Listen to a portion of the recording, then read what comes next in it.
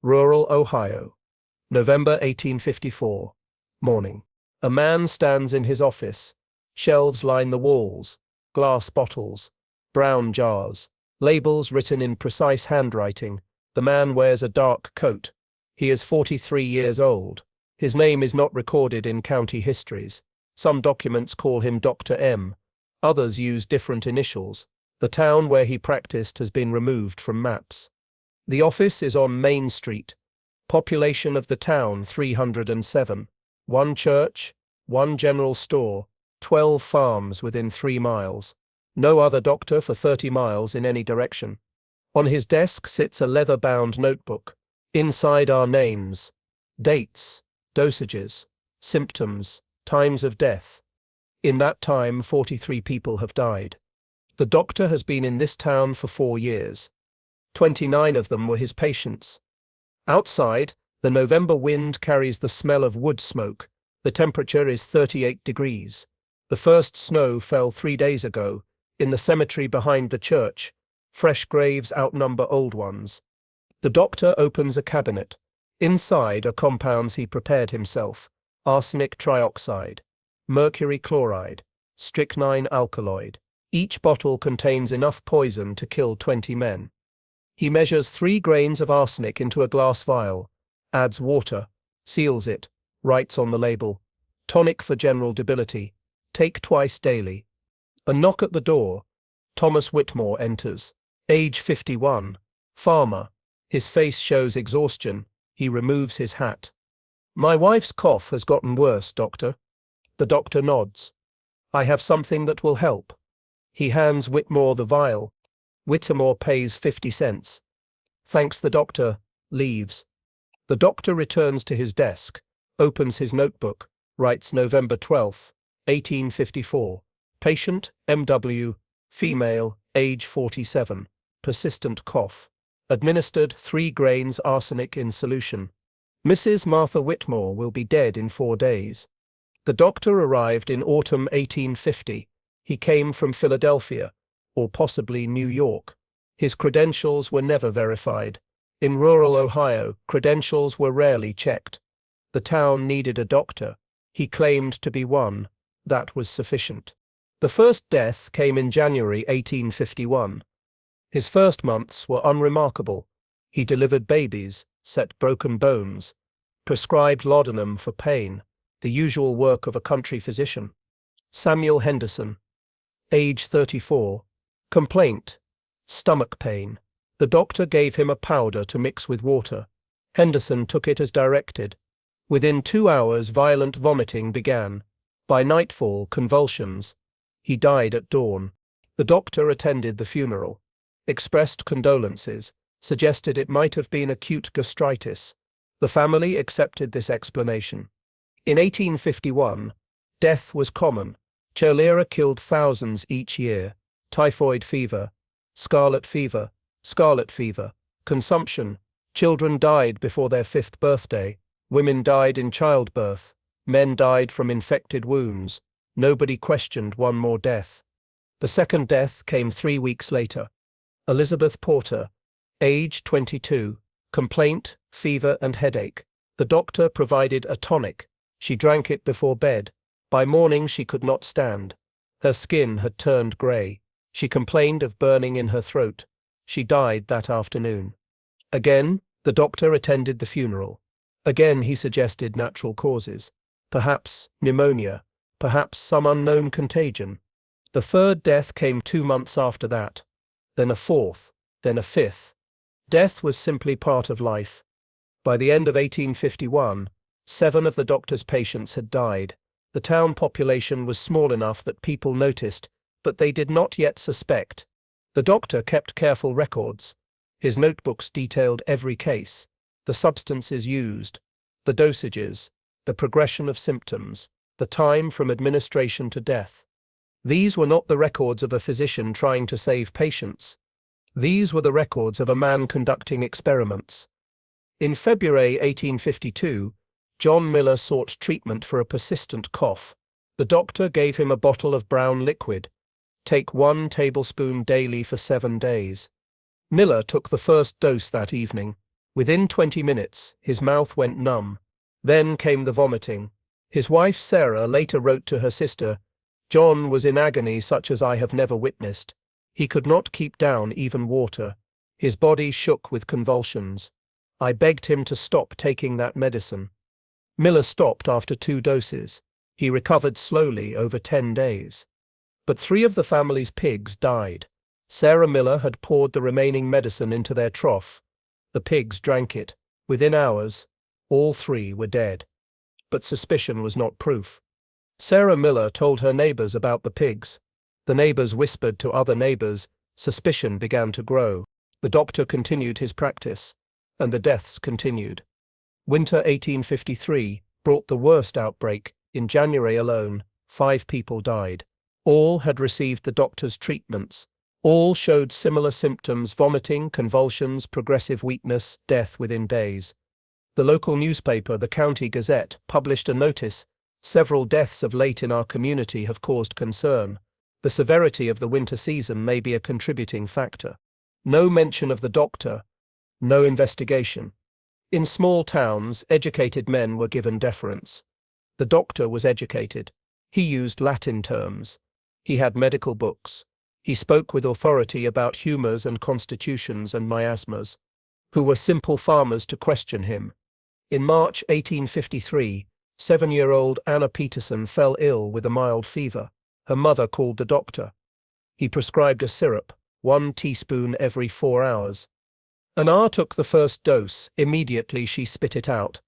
"It burns, Mama." She did not give Anna another dose.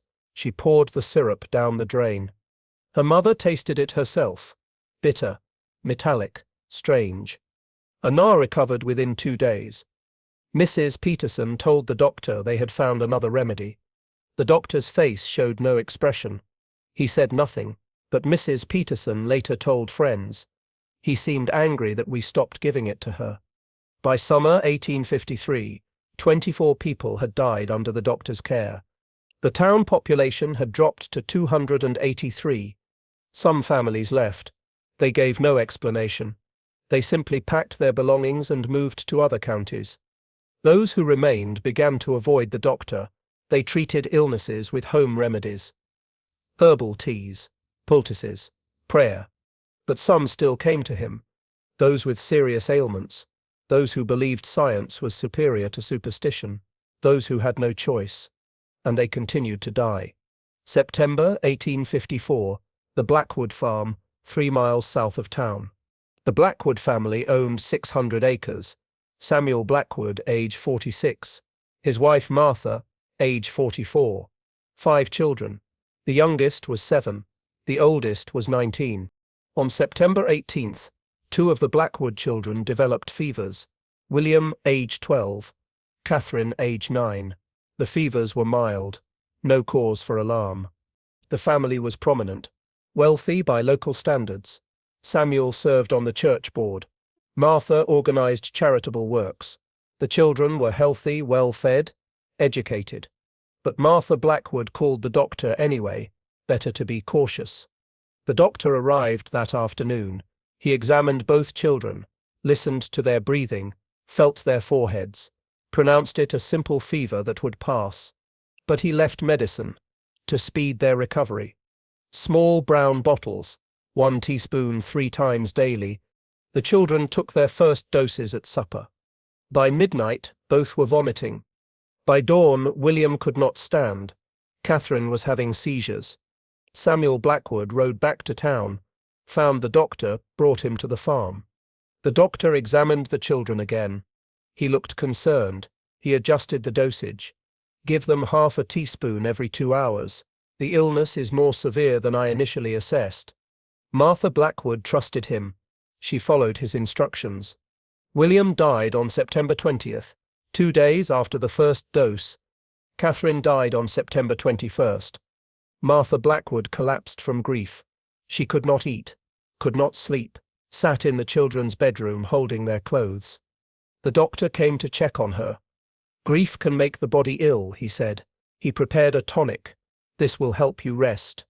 Within hours, the vomiting began. Martha drank it. This time, Samuel Blackwood did not wait.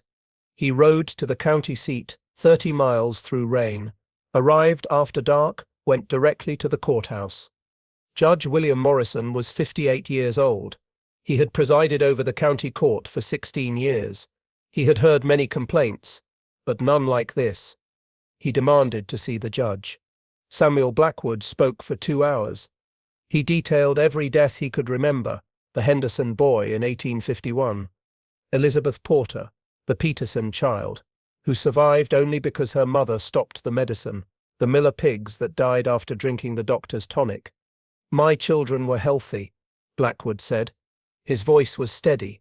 "They had simple fevers. They would have recovered. But that man's medicines killed them. And now he's killing my wife." Judge Morrison listened. He asked questions, took notes. "I will launch an investigation," he said. Samuel Blackwood rode back through the rain. Arrived home at dawn. Martha was still alive. Barely, he called a neighbor woman to care for her. He would not let the doctor near her again. Martha Blackwood died on September 26. In 8 days, Samuel Blackwood had lost his wife and 2 children. The investigation began October 1, 1854. Judge Morrison appointed a committee, 3 men, a county clerk, a retired doctor from a neighboring town, a lawyer. They traveled to the unnamed town, set up in the church building, called witnesses. 23 people testified over 4 days.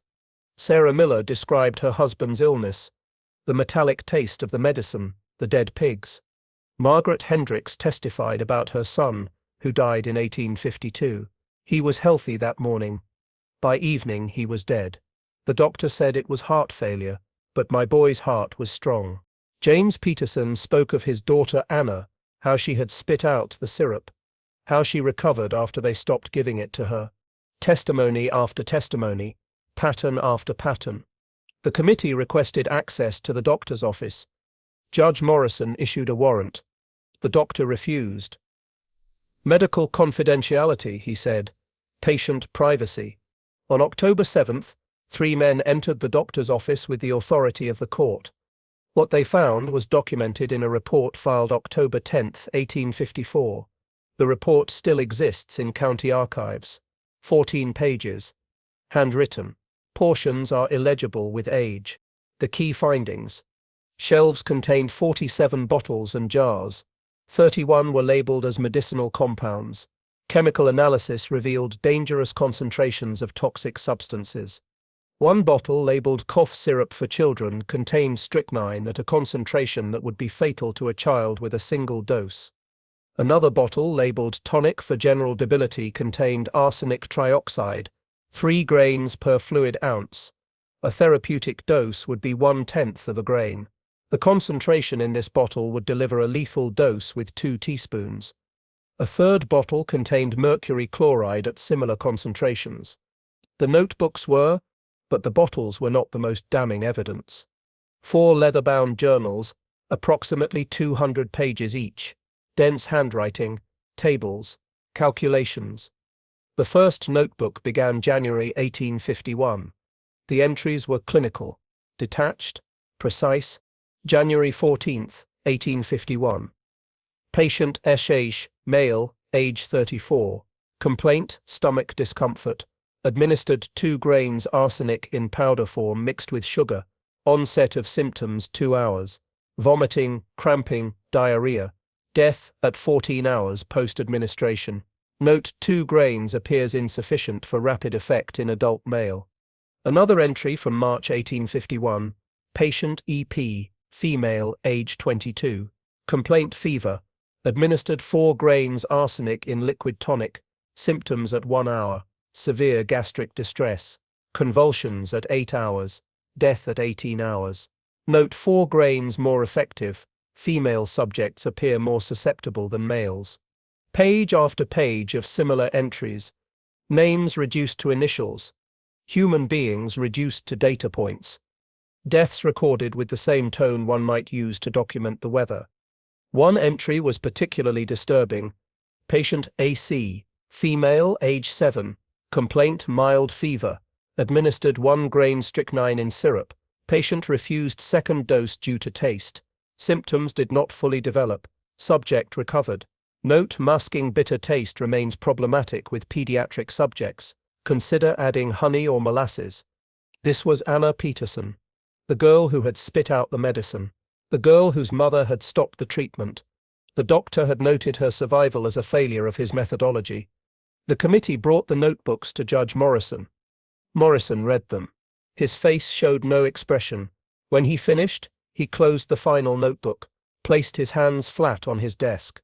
"This man is a murderer," he said quietly. Arrest warrants were prepared. On October 15th, 3 county deputies rode to the town. They carried the warrants. They carried rifles. They arrived at the doctor's office mid-morning. The door was unlocked. The office was empty. The doctor was gone. Chunk 3, 1,000 words. October 15th, 1854, the unnamed town, mid-morning. The deputies searched the doctor's office, papers scattered across the floor, cabinet doors open, bottles pushed aside, signs of hasty departure. They went to his residence, 2 rooms above a dry goods store. The door was unlocked.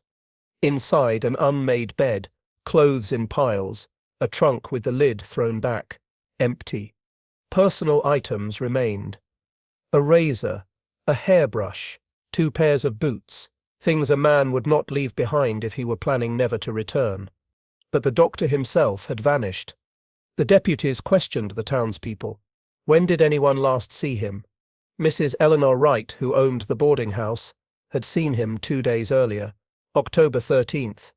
Evening, he walked past my window heading toward the church. The church caretaker had not seen him. No one else reported seeing him after October 13th. 48 hours had passed, maybe more. They found nothing. A search was organized. 30 men. They divided into groups, searched the woods surrounding the town, checked barns, checked cellars, searched along the river.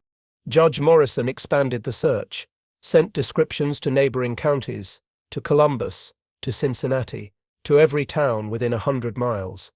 The description was vague. Male, approximately 43 years of age, average height, brown hair, no distinguishing marks, maybe traveling under an assumed name. No confirmed sightings were ever reported.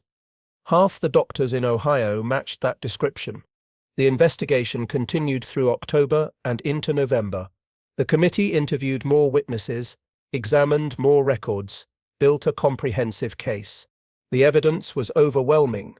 29 deaths, clear patterns. The notebooks documenting deliberate poisoning. On November 3, 1854, Judge Morrison issued a formal indictment, murder in the first degree, multiple counts. But an indictment meant nothing without a defendant. The doctor remained missing. Theories spread through the town. Some believed he had fled west. California had just become a state. Gold was being discovered. A man could disappear into the frontier, start over under a new name. Others believed he had gone east, back to Philadelphia or New York, lost himself in a large city where no one would ask questions about his past. A darker theory emerged, whispered in homes, discussed in low voices after church. Perhaps the doctor had not fled at all. Perhaps he had been killed. This theory held that a group of men, fathers and husbands who had lost loved ones, had taken justice into their own hands, that on the night of October 13th, they had found the doctor, confronted him, executed him, buried his body somewhere it would never be found. No one admitted to this. No evidence supported it. But the theory persisted. Blackwood's answer was recorded in a deposition dated November 8, 1854. "I do not know where he is. I do not know if he is alive or dead. If he is alive, I hope he faces trial and hangs for what he did. If he is dead, I hope he suffered as my children suffered." Samuel Blackwood was asked directly by a county clerk, "Do you know what happened to the doctor?" The clerk noted, "Subject exhibited strong emotion but no indication of personal involvement in any action against the accused." Investigation into the doctor's background revealed little. He had used the name Dr. Marcus Hughes, or possibly Dr. Henry Mason. Records conflicted.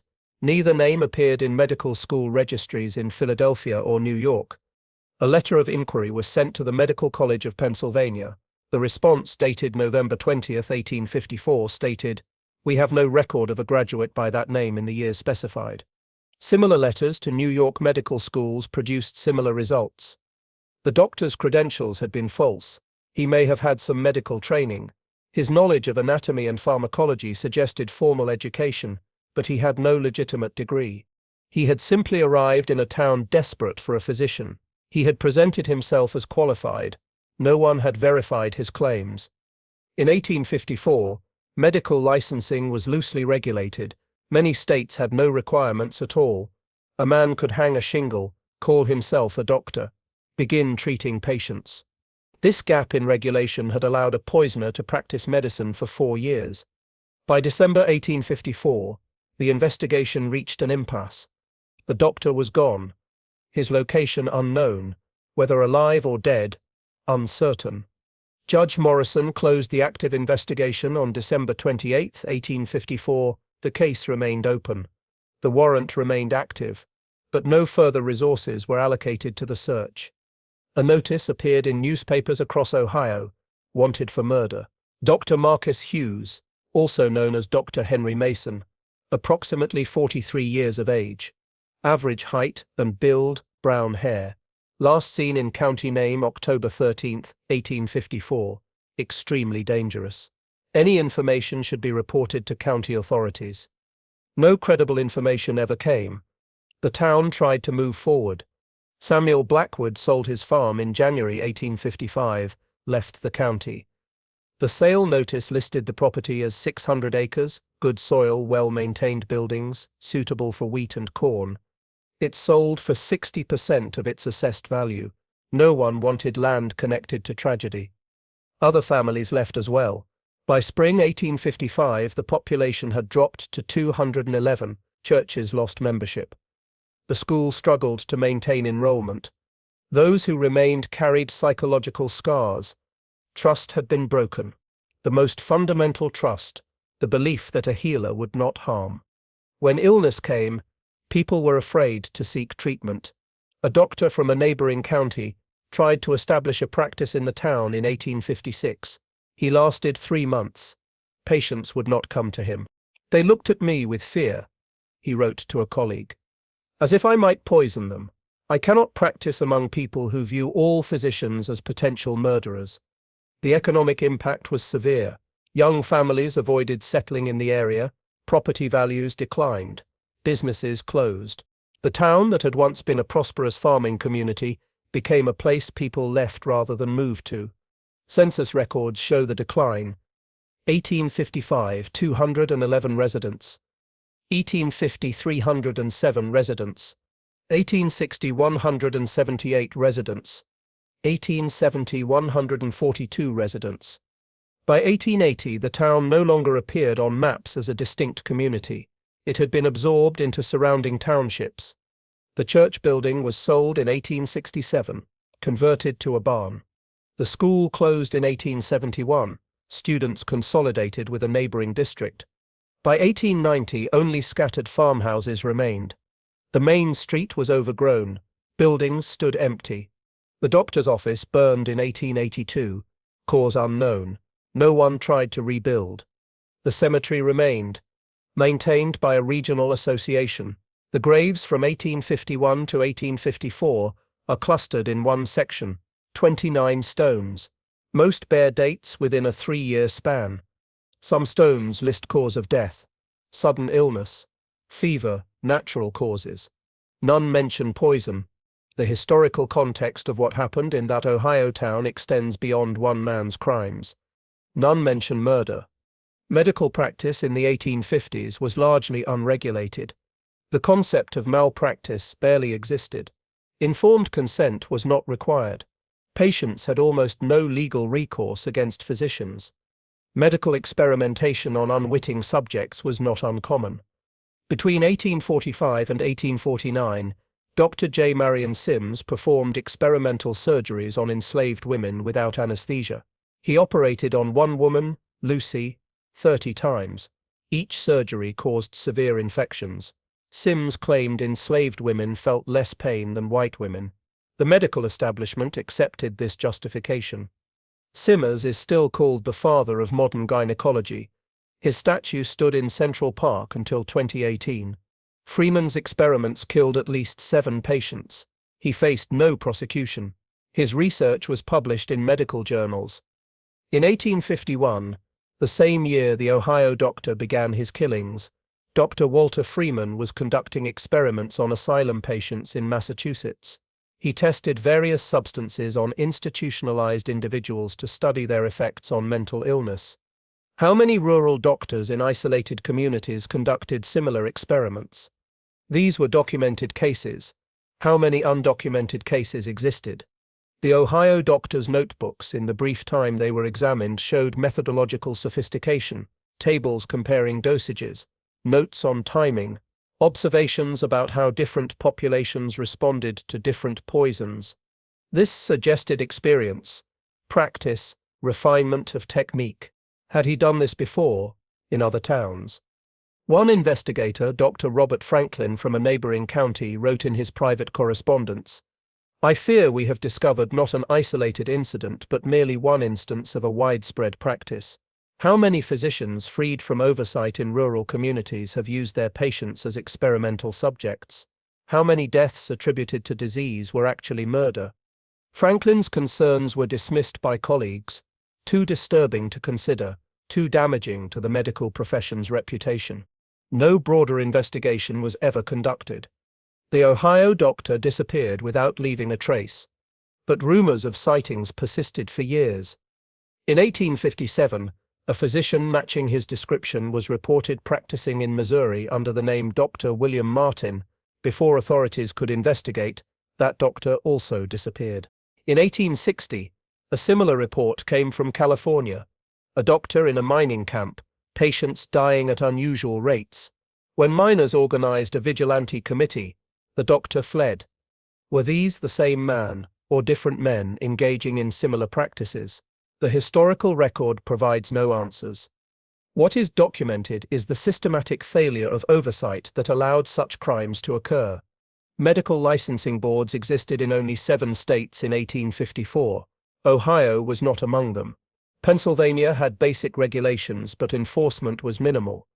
A man could print business cards, rent an office, begin treating patients. No verification of credentials was required. This changed slowly. After several high-profile cases of medical fraud and malpractice in the 1860s and 1870s, states began implementing licensing requirements. But change was gradual. By 1880, still only 15 states had meaningful regulation. The American Medical Association, founded in 1847, advocated for standards. But the AMA had no enforcement power. It was a professional organization, not a regulatory body. Real regulation did not come until the early 20th century. The Flexner Report of 1910 exposed severe deficiencies in medical education. This led to the closure of many unaccredited medical schools and the establishment of uniform standards. For more than half a century after those deaths, the system that enabled them remained largely unchanged. But that was 56 years after the Ohio poisonings. The physical evidence of the Ohio case disappeared. The doctor's notebooks, which could have been invaluable historical documents, vanished after the initial investigation. County records from 1854 indicate they were transferred to state authorities for further analysis. State records show no receipt of these notebooks. A county clerk's notation dated March 1855 mentions requested return of evidentiary materials from state. No response received. The notebooks were never seen again. The bottles of poison from the doctor's office met a similar fate. The initial investigation report mentions chemical analysis, but no laboratory reports survive. The bottles themselves disappeared from evidence storage sometime between 1855 and 1860. A single photograph exists. Taken in 1891 as part of a county history project, it shows the cemetery where many of the doctor's victims were buried. The gravestones are visible. Names can be read on some, but the photograph is poorly preserved. Many details are lost to time and degradation. No photograph of the doctor exists. If one was ever taken, it has not survived. The town's name was deliberately obscured in historical records. This appears to have been intentional, perhaps to protect the surviving residents from association with the tragedy, perhaps to allow the community to move forward without the stigma. County histories from 1870, 1891 and 1912 make vague references to tragic events and a period of unusual mortality, but provide few specifics. The local newspaper, the County Gazette, ceased publication in 1867. No complete archives exist. Scattered issues survive in various collections. These contain brief mentions of deaths and the investigation, but key editions from October and November 1854 are missing from all known archives.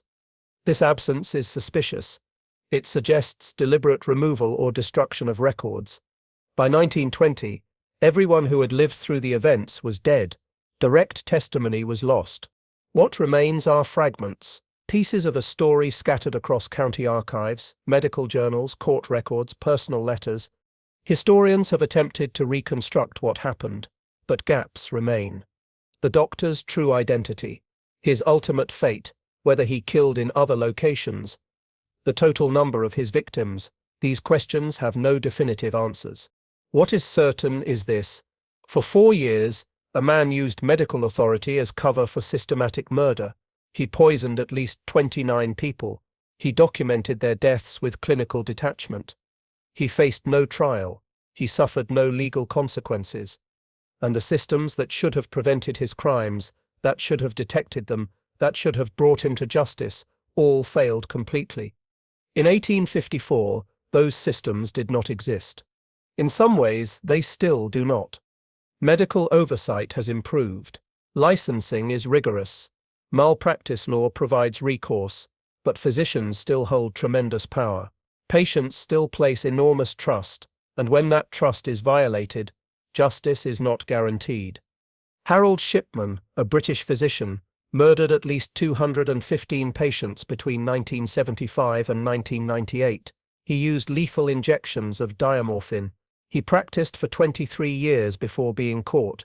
Michael Swango, an American physician, killed an estimated 60 patients in the 1980s and 1990s. He practiced in multiple states. Authorities failed to stop him for over a decade. These cases happened in the modern era, with licensing boards, with oversight, with regulatory systems that were supposed to prevent exactly these crimes. The Ohio doctor of 1854 was not an anomaly. He was part of a pattern that continues. The cemetery where his victims are buried still exists. The stones have weathered, names have faded, but they remain. 29 markers in close proximity, deaths concentrated in 3 years. No memorial explains what happened there. No historical sign marks the location. The story survives only in fragments, in archived letters, in court records, in county histories that speak carefully around the truth. The doctor who poisoned a town and got away with it left no name for history to judge. He left only victims and questions that will never be answered.